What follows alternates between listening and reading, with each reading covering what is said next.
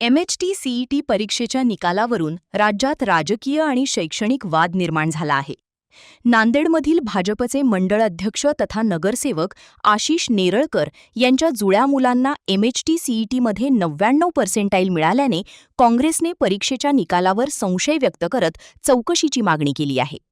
काँग्रेसचे प्रदेश प्रवक्ते बालाजी गाडे पाटील यांनी आरोप केला आहे की नेरळकर यांच्या मुलांना 12वी PCM गटात अनुक्रमे 56% आणि 51% गुण मिळाले होते.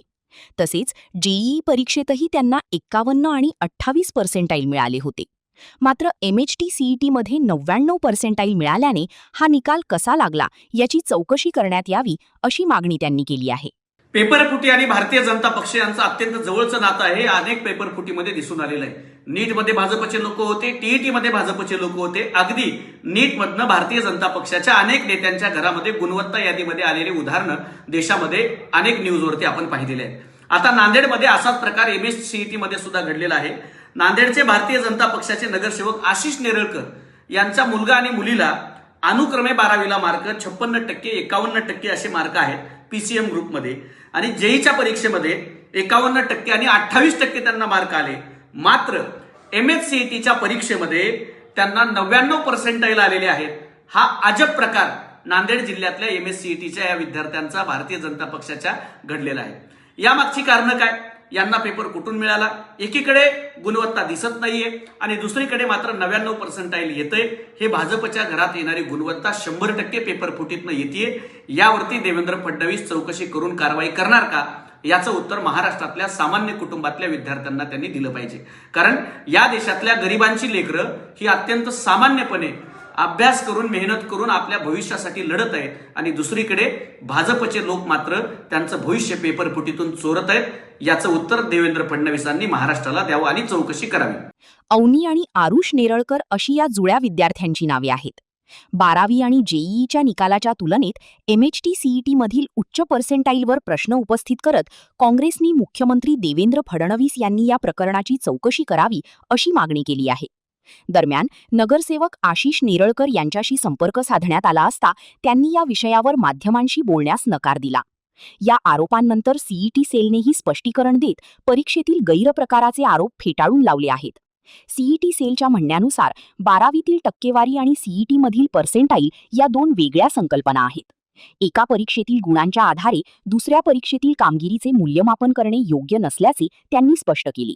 की आपण मेरिट लिस्ट जेव्हा आपण BE BTech साठी मेरिट लिस्ट जेव्हा आपण रोल आउट केली तेव्हा काही विद्यार्थ्यांच्या बाबतीमध्ये असं काहींनी आक्षेप घेतला की त्या विद्यार्थ्याला समजा 50 किंवा 55% वगैरे असे हे आहेत, 41, 51%, 57% असे त्यांना 12वीमध्ये HSC मध्ये मार्क आहेत, परंतु त्यांना इकडे 99% आहे.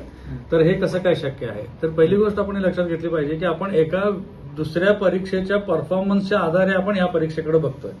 म्हणजे हे मुळात हे तसंच अव्यवहार्य आहे की एका परीक्षेमध्ये असलेल्या परफॉर्मन्स प्रमाणे दुसऱ्या परीक्षेमध्ये तसाच प्रकारचा परफॉर्मन्स आला पाहिजे ही आपली जी अपेक्षा आहे ती तशी काही योग्य नाहीये. दुसरं असं की आपण इकडे पर्सेंटाईल म्हणतोय आणि इकडे पर्सेंटेज म्हणतोय. मी याच्या आधी मी वारंवार हे सांगितलेलं आहे की पर्सेंटाईल पद्धती वेगळी आहे. पर्सेंटाईल पद्धती ही त्या बॅचसाठी असते. त्या बॅचमध्ये जो टॉपर असतो त्याला 100% म्हणतात आणि त्याला जर त्याचे रॉ स्कोअर कदाचित 70% असतील, 80% असतील, 90% असतील, किती रॉ स्कोअर त्याचा असू शकतो, परंतु तो त्या बॅचमध्ये टॉपर असल्यामुळे त्याला 100% मिळतो. आपण याचा अर्थ असा नव्हे की त्याला 100% मार्क पडले. 100% मार्क म्हणजे त्याला 200 पैकी 200 मार्क पडले तर त्याला 100% म्हणता येईल. खरं तसे मार्क नसतात. कुणाला 190 असतात, 180 असतात. एखाद्या बॅचमध्ये 180चा टॉपर असतो तो सुद्धा 100% असतो.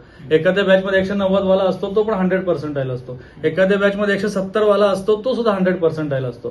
त्याच्यामुळे ज्याला 170 मार्क पडले त्याला 85% मार्क पडले, कोणाला 80% मार्क पडले. त्याच्यामुळे आपण हे जे मुळात जे पर्सेंटाईल आणि पर्सेंटेजचं एक जे तुलना करतोय ती चुकीची आहे. दुसरी गोष्ट म्हणजे 12वीमध्ये काय मार्क पडले आणि त्याला CET मध्ये काय मार्क पडले आणि आपण काय करतो त्यात सुद्धा फक्त सिलेक्टिव्ह घेतोय. आपण 2-4 विद्यार्थीच घेतोय. ओव्हरऑल जर आपण सगळी जर हे बघितली मेरिट लिस्ट बघितली तर जसे त्याला 12वीमध्ये चांगले मार्क आहेत तसे त्याला CET मध्ये पण चांगले मार्क आहेत. आणि 12वीचे हायर पर्सेंटाईल आणि CETचं हायर पर्सेंटाईल ह्याचं जे कोरिलेशन आहे ते पॉझिटिव्ह कोरिलेशन आहे. आम्ही काल त्याच्या संदर्भामध्ये एक स्टॅटिस्टिकल स्टडी पण करून घेतलेला आहे. आणि दुसरं काय होतंय की आपण 4,64,000 विद्यार्थी या परीक्षेसाठी बसलेले होते, त्यापैकी 2,35,000 विद्यार्थी हे कॅपमध्ये सहभागी झालेले आहेत. आता ह्या 2,35,000 विद्यार्थी जे आलेले आहेत त्यांच्या आधारे आपण सर्व अनालिसिस करतोय. परंतु जे 4,64,000 विद्यार्थ्यांपैकी 2,29,000 विद्यार्थी आलेच नाहीत कॅपमध्ये, त्यापैकी जवळजवळ 9,000 विद्यार्थी असे होते की ज्यांचं पर्सेंटाईल 90 पेक्षा जास्त आहे. या 9,000 विद्यार्थ्यांच्या पैकी 4,500 विद्यार्थी असे आहेत की ज्यांचं पर्सेंटाईल 95 पेक्षा जास्त आहे. 95 आणि 99 किंवा 90 पर्सेंटाईल पेक्षा जास्त असलेले असे हे 9,000 विद्यार्थी आणि 80 पर्सेंटाईल पेक्षा जास्त असलेले जवळजवळ अजून 14,000 विद्यार्थी, म्हणजे साधारणतः 24,000 विद्यार्थी असे आहेत की जे ह्या कॅपमध्ये आलेच नाहीयेत. त्याच्यामुळे त्या लोकांचा सुद्धा परफॉर्मन्सवर तुम्ही आज प्रश्नचिन्ह उपस्थित करत आहात की बाबा ते त्यांचा सुद्धा काहीतरी त्यांच्या याच्यामध्ये घोळ आहे. म्हणजे जे अशी ज्यांना 99 पर्सेंटाईल पडलाय, 95 पर्सेंटाईल पडलाय, ती मुलं इथं आली नाही. ती जर मुलं इथं आली असती तर आपली मेरिट लिस्टचं कॉम्प्लेक्शनच बदललं असतं. त्याच्यामुळे मला असं काय वाटतं की आपण असं सिलेक्टिव्हली विचार करायला नाही पाहिजे. दुसरी गोष्ट अशी की जसं HSC मध्ये PCM मध्ये कमी मार्क आहे, परंतु CET मध्ये जास्त मार्क आहे, असं काही प्रमाण आहे. असे काही समजा 10, 15, 20 विद्यार्थी असेल, ऍक्च्युअली ते 2 आणि 5, 7च विद्यार्थी आहेत. परंतु ह्याच्या उलट सुद्धा तुम्हाला मी काही स्टॅटिस्टिक्स दाखवू शकतो. ते स्टॅटिस्टिक्स म्हणजे आज आपल्या टाइम्स ऑफ इंडियाने पण ते प्रसिद्ध केलेलं स्टॅटिस्टिक्स आहे. आता फॉर एक्झाम्पल MST CET मध्ये 69 विद्यार्थी असे आहे की ज्यांना 40 ते 50 पर्सेंटाईल पडलेलं आहे MST CET मध्ये, आणि त्यांचं जेईचं पर्सेंटाईल 90 पेक्षा जास्त आहे. मग जेई मध्ये 90 पर्सेंटाईल पेक्षा जास्त विद्यार्थी जो मिळवत आहे त्याला ऑब्व्हियसली MST CET मध्ये पण चांगलं पर्सेंटाईल आलं पाहिजे. असंच आपण जेव्हा परीक्षांचं जेव्हा आपण कंपॅरिझन करतो आहोत आणि जेव्हा दोन्ही आपण सांगतो की इथे जर तुझा परफॉर्मन्स चांगला असेल तर तो इथेही चांगला पाहिजे, तर मग ह्या 70 विद्यार्थ्यांचं काय की ज्यांना IIT JEE मध्ये 90 पर्सेंटाईल पेक्षा जास्त मार्क होते, परंतु ते आपल्या CET मध्ये 50 पर्सेंटाईल पेक्षा कमी मार्क मिळवलेत. मग ह्या विद्यार्थ्यांचं काय? मग ह्या म्हणजे मला थोडक्यात माय बेसिक पॉइंट इज दॅट तुम्ही 2 वेगवेगळ्या एक्झामिनेशन मधल्या परफॉर्मन्सचा विचार करत आहात आणि त्याचं कंपॅरिझन करून सिलेक्टिव्हली काहीतरी डिडक्शन करण्याचा प्रयत्न करत आहात. जर एखाद्या विद्यार्थ्याचा असं आहे की तो विद्यार्थी जास्त CETला प्राधान्य देतोय, कोणी JEEला देतोय.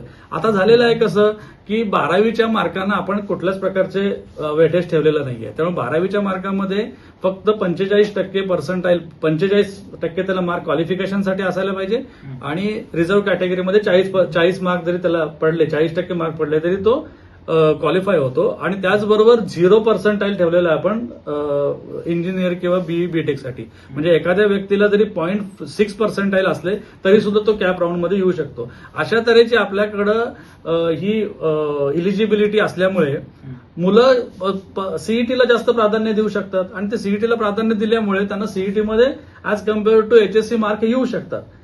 आणि होतंय कसं की CETला बाकीच्या जे परफॉर्मन्स आहेत तिथल्या परफॉर्मन्ससाठी आम्हाला उत्तर द्यावं लागतंय. आपण जे घेतलेली एक्झामिनेशन आहे ती अत्यंत व्यवस्थित पद्धतीने, पारदर्शक पद्धतीने, फ्लॉलेसली आपण एक्झामिनेशन ही कंडक्ट केलेली आहे. असं असताना आपण फक्त ज्या 2 वेगवेगळ्या परीक्षेच्या आधारे आपण असं सिलेक्टिव्ह अनालिसिस करू नये, कारण याच्या दुसरी बाजू सांगणारे पण अनालिसिस आपल्याकडे आहे.